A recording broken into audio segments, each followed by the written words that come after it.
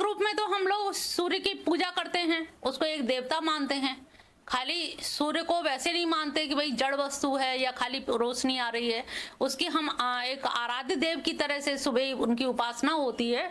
तो यहाँ पर सूर्य को ब्रह्मा जी का प्रपौत्र बताया, और ये अत्रि मुनि से ये चंद्रवंशी, तो ये तो वो समझ रहा है कि भाई कहीं ना कहीं आपका वंश से तो है रिलेशन, लेकिन इतना घनिष्ठ रिलेशन होगा कि तुम ही पहले उपदेष्टा होगे।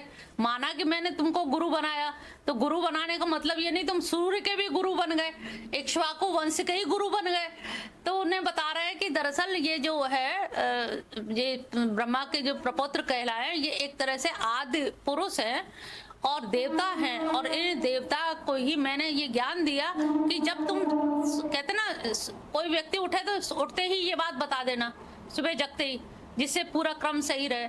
तो ऐसे ही मैंने सूर्य को ये ज्ञान दिया जिससे सूर्य से एक परंपरा प्रारंभ हो, और वो परंपरा सूर्यवंश की परंपरा प्रारंभ भी हुई, और उसे सूर्यवंशी भी कहा, उसे इक्ष्वाकु वंश भी कहा, और इक्ष्वाकु वंश में वो फिर राजा लोग जो हुए, और राजा लोगों में भी एक जो राजर्षि होते रहे जिन्होंने ज्ञान प्राप्त किया।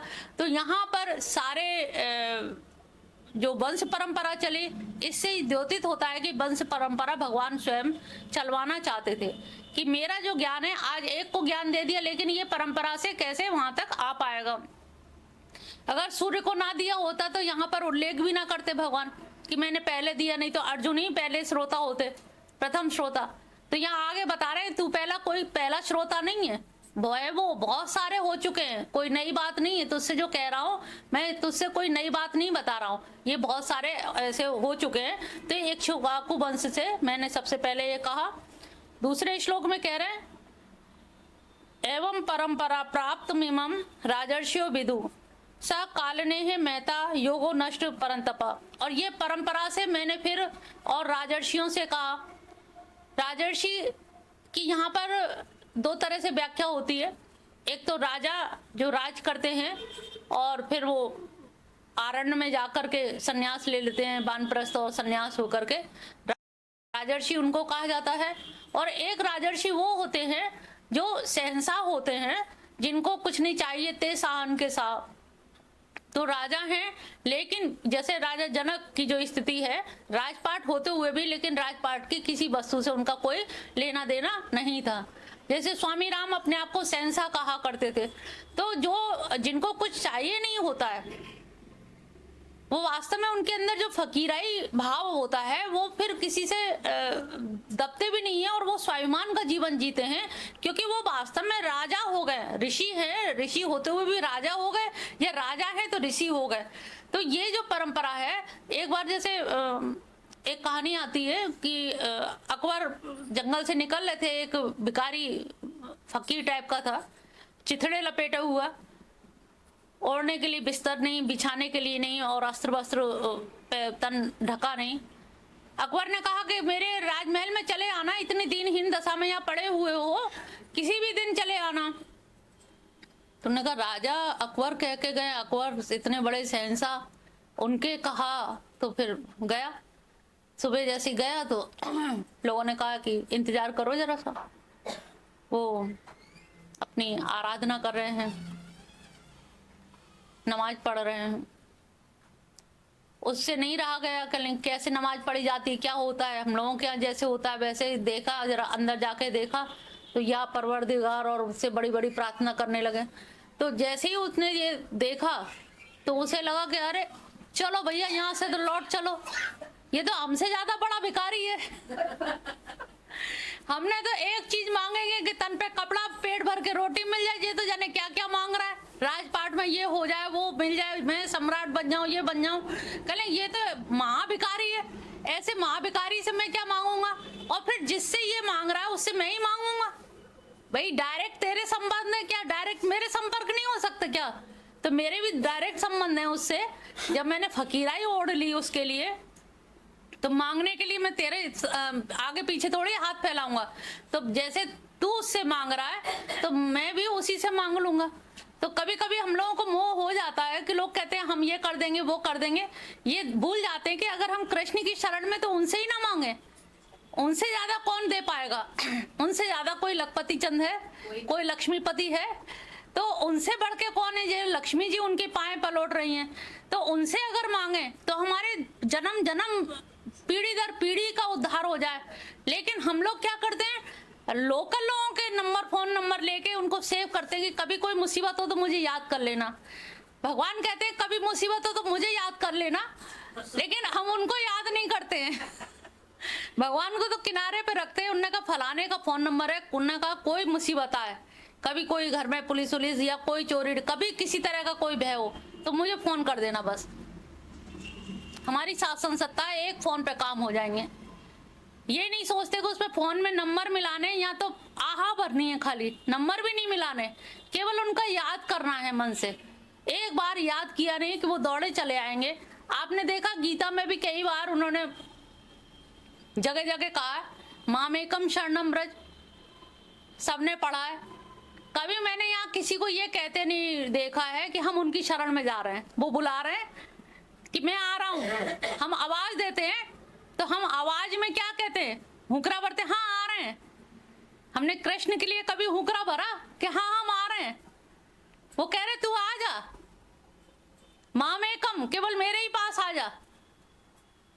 कभी नहीं कहते हाँ सिर्फ तुम्हारे ही पास आ रहे हैं, अभी ये कर लें, अभी घर मकान बनवा लें, अभी लड़की का ब्याह कर लें, लड़की की नौकरी लग गया, ये सब कर लें फिर आएंगे। तो उनके जवाब भी नहीं दे पा रहे हम। वो कह रहे हैं ममे वांसो, तू मेरा अंश है, लेकिन हमने कभी नहीं कहा कि हम उनके अंश हैं। कभी परिचय पूछेंगे ना, कहाँ रहते हो, फलाने की पत्नी, फलाने का ये, फलाने, कभी ये कहा हम उनके? कभी परिचय नहीं दिया, क्योंकि माना नहीं है, स्वीकृति नहीं है, अंदर से स्वीकार नहीं किया, केवल सुना है कानों से। उन्हें लगता है तो शास्त्र हैं, ये पढ़ने वाले पढ़ते रहते, सुनाते रहते, हमें सुन के चले जाना है। इन शब्दों से हमें कोई लेना देना नहीं है भाई। शब्दों से नहीं लेना देना है तो अंदर से स्वीकृति कैसे आएगी भाई? शादी के बाद भी तो 7 भावर डाल के ये बता ही देते हैं माँ बाप कि ये तुम्हारा पति है। 7 भावर पढ़ते ही तुमने सब कुछ मान लिया, और उसके जो लग्गा तक है उनको भी सब कुछ मान लिया। और यहाँ भगवान से डायरेक्ट हमारा संबंध है, इनसे हमारी भावर पड़ी है तो इनको हम नहीं देखते, उसको हम भूले रहते हैं। कभी भी हमने कोई एड्रेस में या कहीं किसी का वो नहीं बताया कि हमारे वो प्रियतम हैं और ऐसे ऐसे हमारे उनके ये संबंध हैं। लोकल संबंध हम बहुत सारे बताएंगे, फलाने हमारे वो रिश्तेदार हैं, ये रिश्तेदार हैं। हम कहते हैं भजन गाने में मेरे 2 ही रिश्तेदार, लेकिन 2 रिश्तेदार में जब कभी पता पूछो तो कभी नहीं कहा कि हाँ हमारे वो रिश्तेदार हैं। तो वो जबकि बार बार कह रहे कि तू मेरा ही अंश है, तू मेरा ही अंश है, मेरा ही अंश है। हजारों बार जब जब गीता पढ़ोगे ये शब्द आएगा, लेकिन तुमने कभी नहीं कहा कि हाँ वास्तव में मैं तुम्हारा ही अंश हूँ। कभी हमने ये परिचय नहीं दिया। तो ये शब्दों का जाल तो कहा जाता है, लेकिन शब्द जाल में भी जो लोग अनुभव करते हैं, अनुभूति करते हैं, स्वीकृति करते हैं, जो स्वीकार कर लेते हैं, वो स्वीकृति ही उनके काम में आती है और उस स्वीकृति से ही उनका जीवन सफल होता है। अगर हम खाली शब्दों को पढ़ लें और सत्य को ना जाने तो शब्द बने काहे के लिए? सत्य को जानने के लिए। लेकिन हम लोग क्या करते हैं, सत्य को नहीं जानते हैं, शब्दों के फेर में पड़े रहते हैं। फलाने ने ये कहा, उन्होंने ये कहा। अब यहाँ पर भगवान कृष्ण ने सूर्य को जो दिया है ज्ञान, तो किसी शास्त्र के द्वारा नहीं दिया, सीधे सीधे दिया है। ऑर्डर दिया जाता है, ज्ञान दिया जाता है, ये बात कही जाती है। दिल की बात कहनी होती तो सीधे कही जाती है। अब थ्रू एंड थ्रू उनसे कहा, उन्होंने उनसे कहा, तो पता लगा उसका बात का रूप ही बदल गया। इसीलिए विद्वानों ने कह दिया कि एकम सद विप्रा बहुधा बदंती। ये बहुत की जो बात हो रही है, उन्होंने कहा है तो ईश्वर तो एक है। हमने सुना, कहले हाँ है तो एक, लेकिन हमने 50 मुंह से सुनी तो 50 ईश्वर हो गए। तो गलती हमारी है कि हम एक पे विश्वास नहीं करते और विविध तरह की वैरायटी लेना चाहते हैं कि शायद कुछ डिफरेंट, शायद कुछ अलग, वो सही कह रहे हैं कि ये सही कह रहे हैं। ये मान लो कोई सही नहीं कह रहा है और सब सही कह रहे हैं, क्योंकि वो एक है, नित्य है, सत्य है। अगर एक में विश्वास है तो सब में विश्वास है, और नहीं है तो जीवन भर भटकते रहो, दर दर का भटकाव रहेगा, कभी भी उस सत्य को नहीं पा पाओगे। तो सत्य का साक्षात्कार पे हमारे यहाँ ध्यान दिया गया है कि सत्य का साक्षात्कार करो। सत्य को सुनने का नहीं कहा गया, सत्य सुनो ये कहीं नहीं कहा, सत्य का साक्षात्कार करो। इसीलिए हमारे यहाँ पर ऋषि जो है, ऋषि शब्द जो है वो दृश धातु से बना है। दृश माने जो दृष्टा से, सत्य को देखा है, और सत्य को जिन्होंने देखा है उन्होंने अनुभव किया है, लेकिन जब उन्होंने बताया है तो बताते बताते जरूर शब्दों में परिवर्तन हो गया, समझने वालों में परिवर्तन हो गया, और समझने में परिवर्तन होने से लोगों ने अलग अलग ढंग से, एक हम यहाँ अभी एक को बता रहे थे, मधु जो आती थी, तो उसको हमने बताया कि ध्याता ध्यान ध्येय की ये त्रिपुटी होती है। ध्याता जिसका ध्यान किया जाए, ध्याता ध्येय और ध्यान क्रिया है, तो ये त्रिपुटी है। जैसे ज्ञाता, जैसे हम ज्ञान करने वाले हैं, और ज्ञान क्रिया हो गई, और ज्ञेय जिसके बारे में जानना है। तो उसने किसी को बता रही थी कि माँ जी ने ये बताया है कि दाता दान दे। मुझे इतनी हंसी आई कि दाता की जगह उसने कहा दाता, दान, ध्यान की जगह दान, दे की जगह दे, दाता दान दे। अब यहाँ पर वो तो यही कहेगी, मिशन में तो यही बताया जाता, दाता दान दे। अब बताइए उसका ध्याता ध्यान दे का दाता दान दे से क्या लेना देना, लेकिन अर्थ बिल्कुल ही वो हो गया, क्योंकि उसने सुना, यहीं बैठ के सुना सबने, लेकिन उसने जो अर्थ निकाला, उसने जो सुना, और सुनते भी हम वो हैं जहां तक हमारी बुद्धि काम करती है। जो शब्द हमने कभी सुने नहीं है उनको हम ग्रहण नहीं कर पाएंगे। सुनी सुनाई बात को तुम लोग अपने नाम पे जल्दी क्यों चौंक जाते हो? कोई सो भी रहा हो, हल्की सी नींद हो और तुम्हारा नाम कोई पुकारता, चौकन्ना होकर उठ जाते हो, क्योंकि वो नाम जाना पहचाना है। अरे हमारा नाम कोई ले रहा है, कहीं बात हो रही, तुम्हारा नाम कहीं आया तो तुम्हारे कान वहीं की वहीं लगेंगे, जरूर मेरे बारे में कोई बात हो रही है। तो जिन शब्दों से हम परिचित नहीं है उन शब्दों को हम ग्रहण नहीं करते, और ऋषि मुनि जो गुरु हैं जो बताते हैं वो उन शब्दों की व्याख्या करते हैं, उनको हम ग्रहण नहीं कर पाते और उनकी व्याख्या अपने ढंग से करने लगते हैं। तो यहाँ पर सत्य का साक्षात्कार पर जोर दिया, और इसीलिए हम अभी तब की तो बात छोड़ी, अभी बुद्ध को ज्ञान क्या हुआ? प्रत्येक समुत्पाद द्वादश निदान, उनको रात्रि के प्रथम पहर में अपने आप ही तो ज्ञान हुआ ना, कोई देने वाला तो नहीं था। तो साक्षात्कार स्वयं किया, महावीर स्वामी ने स्वयं ही साक्षात्कार किया। तो जिन गुरुओं को साक्षात्कार या ज्ञान हुआ है तो उन्होंने स्वयं ही प्रत्यक्ष देखा है, और जब प्रत्यक्ष देखते हैं तभी वो दावे के साथ, चुनौती के साथ कह पाते हैं कि नहीं ये ज्ञान इस तरह से है। तो यहाँ पर भगवान कृष्ण ने एक परंपरा सिद्ध की, और वो परंपरा से होते हुए उसमें 4 हमारे वैष्णव संप्रदाय भी बन गए, जैसे श्री संप्रदाय, विष्णु संप्रदाय, रुद्र संप्रदाय और सनातन संप्रदाय होते हुए ये फिर चैतन्य महाप्रभु तक ये जो संप्रदाय चले आ रहे हैं। और उन चारों संप्रदायों में कहीं ना कहीं कृष्ण भक्ति को ही प्रमुखता, कृष्ण की उपासना पर जोर दिया गया, और वो कृष्ण उपासना चैतन्य महाप्रभु बंगाल की गलियों से होते हुए न्यूयॉर्क अमेरिका की गलियों तक गुंजायमान हो गई, और आज भी दिखाई दे रही है इस्कॉन के रूप में प्रभुपाद जी के माध्यम से। तो वो श्रवण करते करते, अब जिसने बताया, चैतन्य महाप्रभु ने गौड़िया मठ के माध्यम से जो परंपरा चलाई, उसके माध्यम से उन लोगों ने जो संकीर्तन के द्वारा, भजन कीर्तन के द्वारा, नृत्य के द्वारा जो अनुभव किया, और वो अनुभूति जिसने की वो व्यक्ति उसमें इन्वॉल्व होता चला गया, संयुक्त होता चला गया।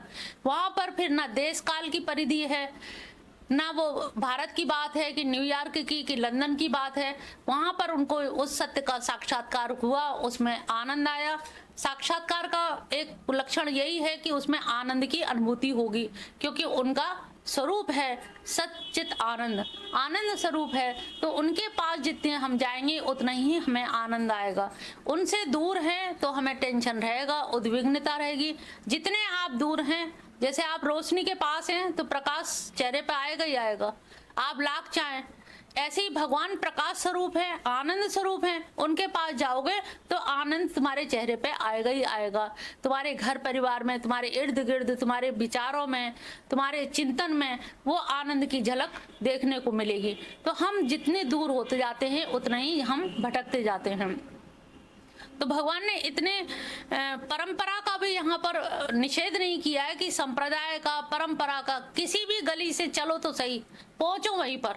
साध्य तो एक ही है, कोई कहीं से भी जाओ, कैसे भी जाओ, जिस रूप में भी जाओ, लेकिन पहुंचो।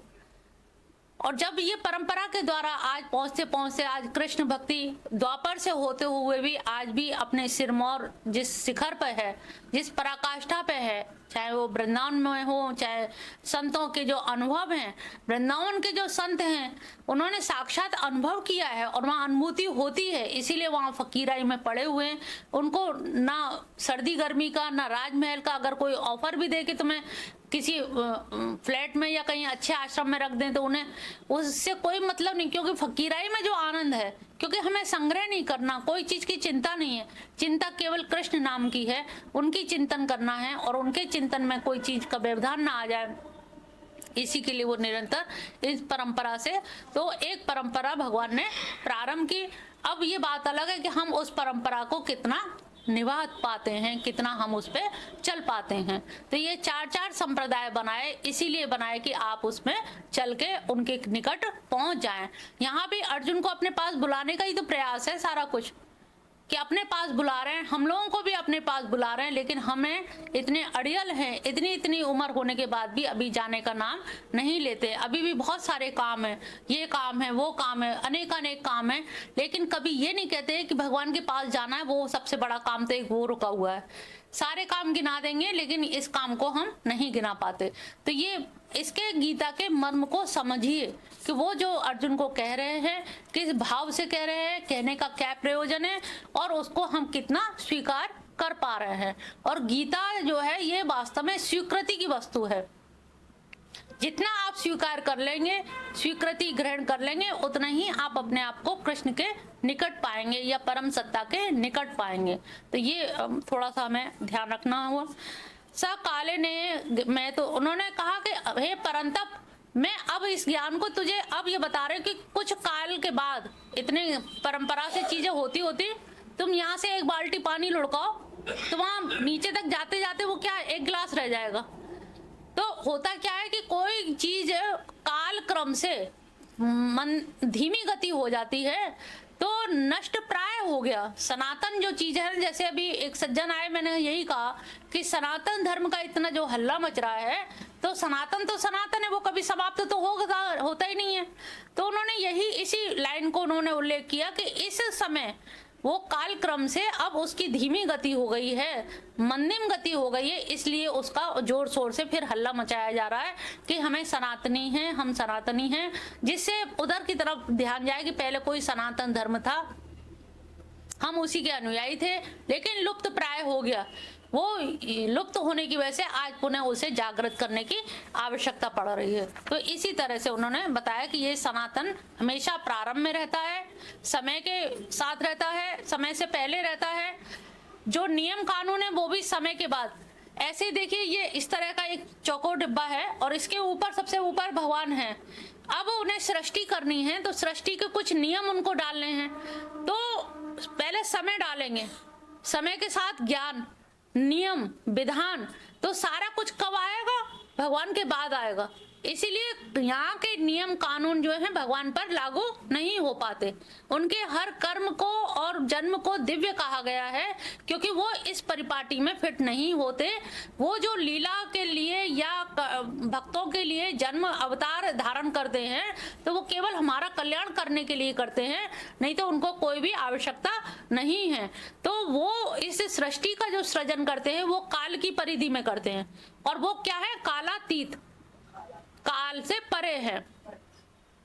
तो कालातीत क्यों है? क्योंकि सृष्टि काल में हुई है। ब्रह्मा काल में पैदा हुए, शिव काल में, विष्णु काल में पैदा हुए, लेकिन कृष्ण विष्णु से, शिव से, ब्रह्मा से परे हैं। कृष्ण शब्द की व्याख्या ही कहा जाता है कश अश इश। तो यानी कि जो इन तीनों का जो नियामक है, ब्रह्मा विष्णु महेश का जो नियामक है, और नियामक का मतलब उन्होंने एक विधि विधान बता दिया है कि तुमको उत्पत्ति करनी है ब्रह्मा जी को, विष्णु को पालन करना है और उनको संहार करना है। इससे ये सृष्टि क्रम चलता रहेगा। ये तीनों काम तुम लोग व्यवस्थित ढंग से करते रहो और करके जब काम पूरा हो जाए तब मेरे पास आ जाना। फिर सब उन्हीं में विलीन हो जाते हैं, पुनः फिर सृजन होता है। तो सारी की सारी चीजें, लीलाएं जो हो रही हैं वो उनके माध्यम से ही, विधि विधान सारे उन्हीं ने अनुष्ठित किए हैं। सारे विधान खुद उन्होंने इसमें डाले हैं, इसीलिए वो इन विधानों से परे हैं।